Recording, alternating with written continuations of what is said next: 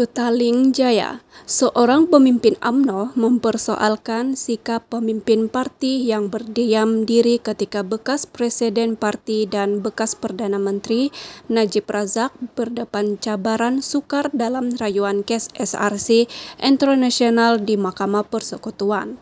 Seluruh UMNO senyap, tiada siapa yang mengatakan apa-apa tentang apa yang berlaku, kata pemimpin itu yang tidak mahu dinamakan. Pemimpin UMNO itu merujuk kepada keputusan Mahkamah Persekutuan menolak permohonan Najib Razak mengemukakan keterangan baru dalam rayuan terakhirnya berhubung pekerjaan Hakim Muhammad Nazlan Ghazali dengan sebuah bank. Najib berkata beliau terkejut dan amat kecewa dengan keputusan mahkamah, tetapi menurut pemimpin UMNO itu tiada apa-apa diperkatakan dalam kumpulan sembang parti. Saya rasa mereka tidak mahu terlibat. Ada yang berkongsi kepercayaannya bahwa dia tidak akan dapat di perbicaraan yang adil.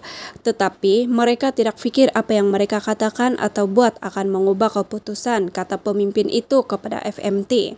Sumber dalaman itu berkata hakikat bahwa tiada pemimpin UMNO yang tampil menuntut Najib mendapat perbicaraan yang adil menetapkan duluan buruk kepada parti itu.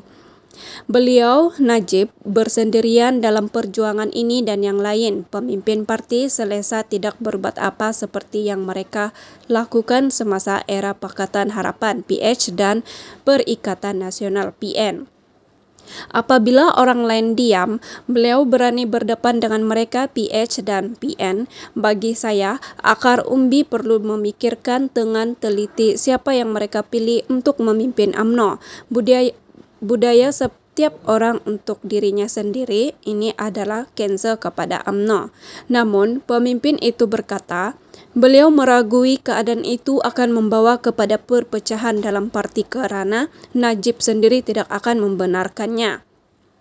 Sementara itu, seorang ahli Majlis Kerja Tertinggi MKT UMNO yang enggan dinamakan mengesahkan kumpulan WhatsApp seperti itu membisu berhubung keputusan Mahkamah Persekutuan.